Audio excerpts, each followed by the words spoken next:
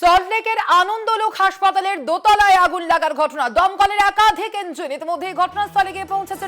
রোগীদের নিরাপদ জায়গায় সরিয়ে নিয়ে যাওয়া হচ্ছে বলেও জানতে পারা যাচ্ছে। সল্টলেকের আনন্দলোক হাসপাতালের দোতলায় আগুন লাগার ঘটনা। দমকলের একাধিক ইঞ্জিন ইতিমধ্যে ঘটনাস্থলে পৌঁছেছে বলে জানতে পারা যাচ্ছে।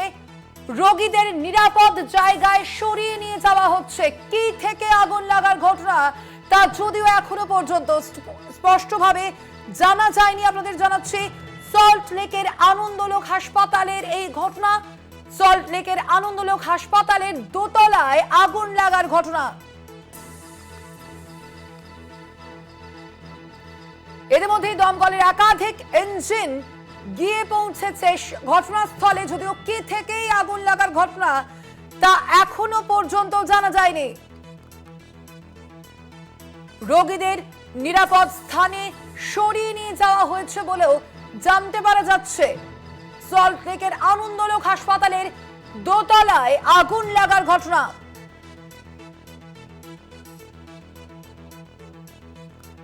দমকলের একাধিক ইঞ্জিন ঘটনাস্থলে গিয়ে পৌঁছেছে বলেও জানতে পারা যাচ্ছে এবং একই সঙ্গে রোগীদের নিরাপদ স্থানেও নিয়ে যাওয়া হয়েছে। আপনাদের দেখাচ্ছি সেই ছবি। আমরা কথা বলবো নিয়ে।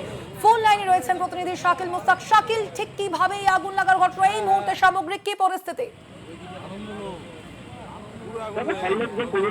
করুণাময়ীর কাছেই কিন্তু আনন্দলোক হাসপাতাল, সেই হাসপাতালের দোতলায় ওটি অর্থাৎ অপারেশন থিয়েটার রুম রয়েছে। সেই রুমের পাশেই কিন্তু একটি এসি থেকে আগুন বেরোতে দেখেন প্রথমে হাসপাতালের কর্মীরা। এরপরেই কিন্তু স্থানীয় থানায় ফোন করা হয় এবং দমকল আধিকারিকদেরকে ফোন করা হয়। তারা একে একে অনেকগুলোই কিন্তু দমকলের গাড়ি অর্থাৎ ইঞ্জিন এসে পৌঁছেছে ওই আনন্দলোক হাসপাতালে। এবং সেক্ষেত্রে দেখা যাচ্ছে যে অপারেশন থিয়েটার রুমের পাশের এসি থেকে যে শর্ট সার্কিট থেকেই আগুন লেগেছে বলে কিন্তু প্রাথমিকভাবে মনে করা হচ্ছে। এবং ওই হাসপাতালে বহু রোগী কিন্তু ভর্তি থাকেন এবং ইতিমধ্যেই কিন্তু সেই সব রোগীদেরকে, পেশেন্টদেরকে অন্যত্র কিন্তু সরিয়ে নিয়ে যাওয়া হচ্ছে অ্যাম্বুলেন্স করে। এবং যাদের কোনোভাবে কোনো রকম অসুবিধা না হয় সেদিকেও কিন্তু লক্ষ্য রাখা হচ্ছে। এবং ইতিমধ্যেই কিন্তু আগুন নেভানোর কাজ শুরু করে দিয়েছে দমকলের আধিকারিকরা। ইতিমধ্যে সেই ঘরটা কিন্তু একদম আগুনের যে আগ্নেয় শিখা দেখা যাচ্ছিল, আগুনের যে এতটাই যে আগ্নেয় শিখা দেখা যাচ্ছিল সেটা কিন্তু ইতিমধ্যেই কিন্তু দমকলের আধিকারিকরা সেই জল দিয়ে কিন্তু নেভানোর চেষ্টা করছে। এবং ইতিমধ্যেই যে এসি থেকে যে শর্ট সার্কিট হয়ে যে আগুন লেগেছে তাতে অন্যত্র না যাতে আগুন ছড়িয়ে পড়ে সেদিকেও কিন্তু নজর রেখেছে দমকলের আধিকারিকরা। ইতিমধ্যেই কিন্তু রোগীরা যারা ভর্তি ছিল সেখান থেকে তাদের অন্যত্র সরিয়ে নিয়ে যাওয়া হচ্ছে। এবং যথেষ্ট যে এই যে কালো ধোঁয়া বেরোচ্ছে হাসপাতাল চত্বর জুড়ে, একদম কালো ধোঁয়ায় ঢেকে গিয়েছে, সেক্ষেত্রে অন্য রোগীদেরও কিন্তু একদম সমস্যার সম্মুখীন হতে হচ্ছে।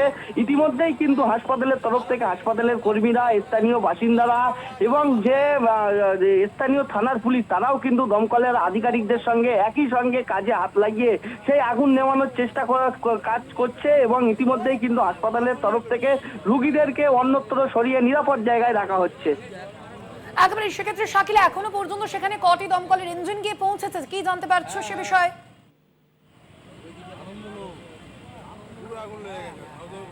শাকিল, শুনতে পাচ্ছ? হ্যাঁ, পাচ্ছি। শাকিল, কতগুলি ইঞ্জিন গিয়ে সেখানে পৌঁছেছে?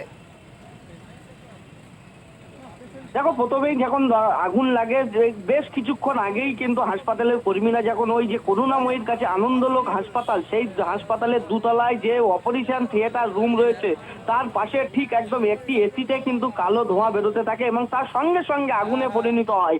এবং যাতে অন্যত্র যে আগুন না ছড়িয়ে পড়ে তারা কিন্তু যে হাসপাতালের কর্মীরা রয়েছে তারা আগুন নেভানোর চেষ্টা করলেও সেই আগুন কিন্তু তারা নেভাতে পারেনি। এরপরেই কিন্তু হাসপাতালের পক্ষ থেকে কিন্তু দমকলের ইঞ্জিনকে, দমকলের আধিকারিকদেরকে খবর দেওয়া হলে একবারই নজর থাকবে পরিস্থিতির দিকে। আপাতত ধন্যবাদ তোমার শাকিল।